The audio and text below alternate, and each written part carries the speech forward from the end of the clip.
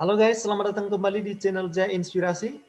Sebelum kita melanjutkan video ini, jangan lupa subscribe, bunyikan lonceng, dan bagikan video ini.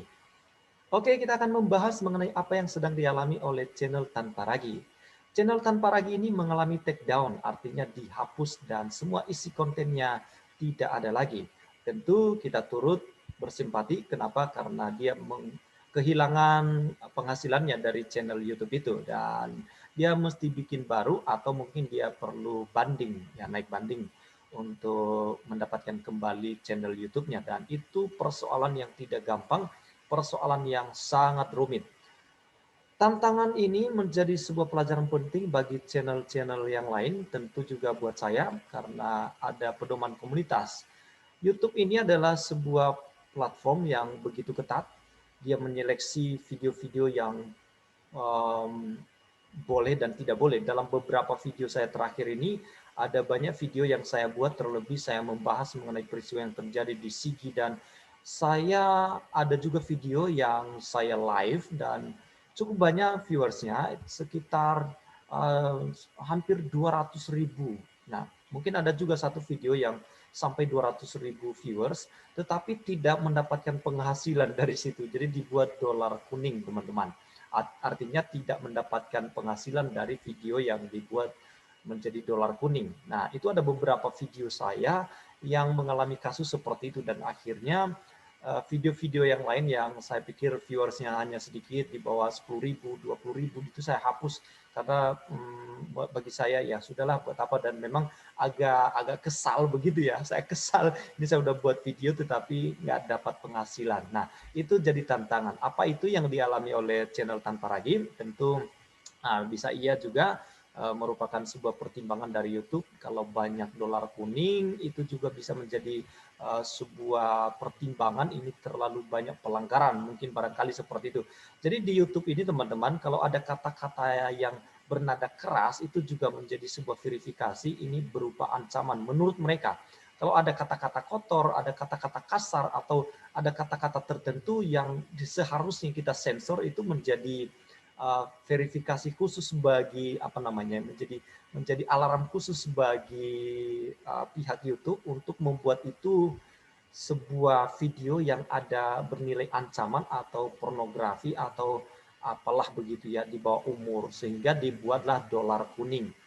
Tapi lebih daripada itu ada sebuah uh, pedoman komunitas yang cukup lebih daripada itu, yaitu sebuah pelanggaran. Jadi kalau sebuah pelanggaran itu dihapus video kita, dan itu mungkin yang terjadi kepada channel YouTube Tanpa Ragi ya.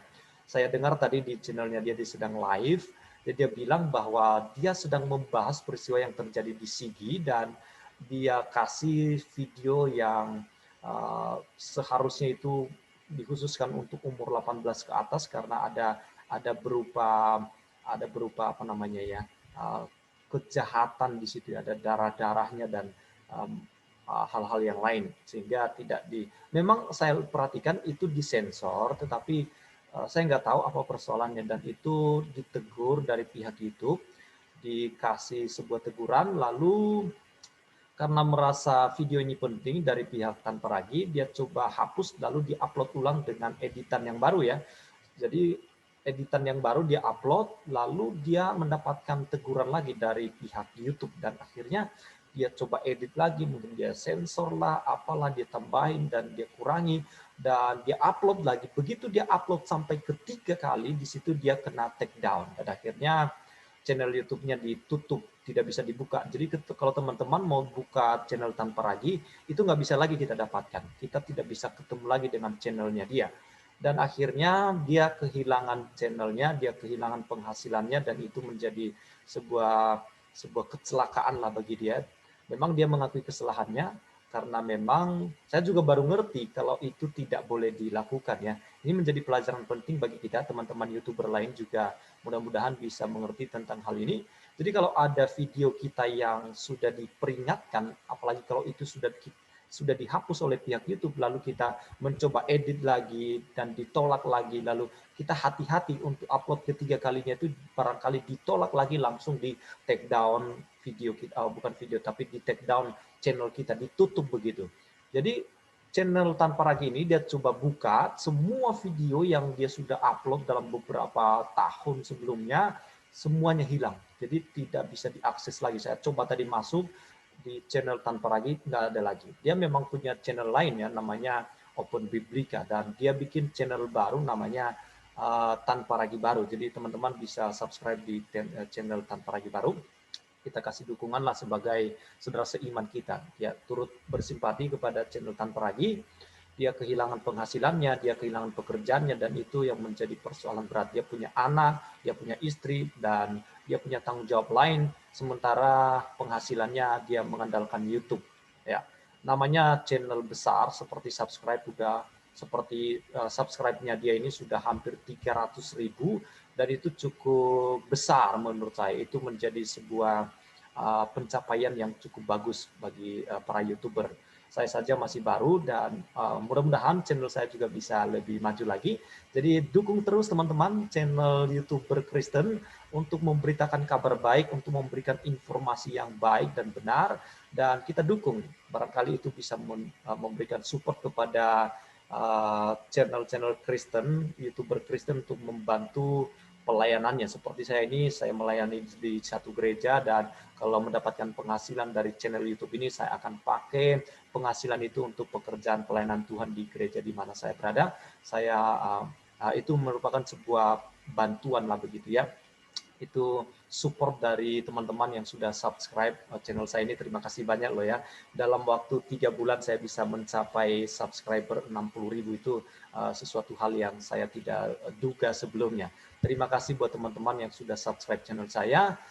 Mudah-mudahan ini Tuhan yang membalaskannya ya bagi teman-teman yang bermurah hati untuk memberikan subscribe-nya. Memang gratis, tapi itu sangat menolong saya, sangat menolong teman-teman YouTuber lain kalau saudara subscribe mereka. Saya sendiri ada banyak saya subscribe channel YouTube, khususnya orang-orang Kristen ya.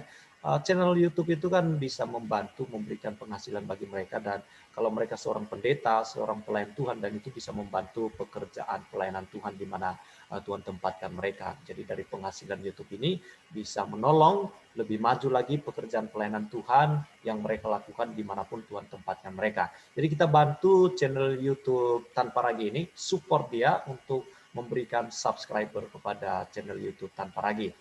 Jadi teman-teman, barangkali itu menjadi sebuah pengalaman ya, dan menjadi pelajaran penting. Bagi saya, ini pelajaran penting. Karena saya pernah juga upload satu video dan dihapus, lalu saya edit lagi, lalu memang saya editnya itu sangat berbeda sekali dari awalnya, sampai tidak ada lagi tidak ada kata-kata yang bernada tinggi lah, atau provokasi yang dianggap begitu, dianggap provokasi, dianggap kasar, dan gambar-gambar tertentu yang kita muat di video kita itu saya ganti semuanya, dan akhirnya saya upload kedua diterima ya. Jadi memang itu pengalaman-pengalaman, dan saya nggak tahu kalau sampai 3 kali dihapus dan kita upload lagi lalu kena take down.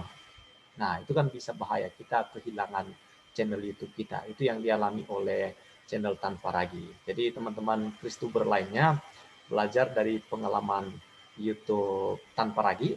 Mudah-mudahan kita bisa, saya juga baru sekali, saya belum mengerti banyak mengenai YouTube ini. Saya juga mengalami teguran dari beberapa pedoman komunitas, dan kalau video itu sudah terganggu saya hapus begitu. Ya, saya belum mengerti karena saya baru, jadi itu yang saya alami juga. Dan channel Tanpa Ragi juga mengalami hal yang sama, dan teman-teman yang lain.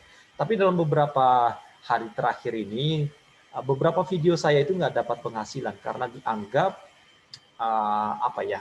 tidak memberikan edukasi atau apa begitu ya. Saya nggak tahu aturannya seperti apa, tetapi dari video yang saya kirim itu, saya upload, ada beberapa video tidak mendapatkan penghasilan. Jadi dolar kuning dibuat. Jadi kalau udah dolar kuning artinya nggak ada iklan di situ. Jadi kalau tonton video saya nggak ada iklan, nah itu dia kena tuh, yang begitu-begitu kena kena bukan teguran sih, memang masih bisa dipublikasikan, tetapi tidak direkomendasikan oleh pihak YouTube untuk menjadi video yang disebarluaskan. Jadi video kita itu teman-teman, video yang kita kirim kalau itu bermakna, berguna, banyak yang nonton, dan itu sesuai dengan pedoman komunitas YouTube, sesuai dengan aturan YouTube. Jadi pihak YouTube itu memberikan rekomendasi kepada channel-channel lain atau para penonton, subscriber kita untuk menonton video kita. Jadi direkomendasikan secara otomatis dari mereka. Nah, yang kena dolar kuning ini, video tersebut tidak direkomendasikan. Tidak direkomendasikan oleh pihak YouTube. Jadi memang banyak aturan dan aturannya sangat ketat. Itu yang dialami oleh para YouTuber Kristen dan saya alami juga. Mungkin juga bukan hanya YouTuber Kristen ya, dari YouTuber yang bukan Kristen pun mengalami hal yang sama. Jadi memang perlu berhati-hati dan banyak tantangannya. Jadi YouTuber ini banyak sekali tantangannya dan mudah-mudahan saya bisa mengikuti aturan-aturan yang ada di komunitas, di pedoman komunitas YouTube. Oke, sekian dan terima kasih untuk video saya kali ini. Tuhan Yesus memberkati kita semua. Semangat. Amin.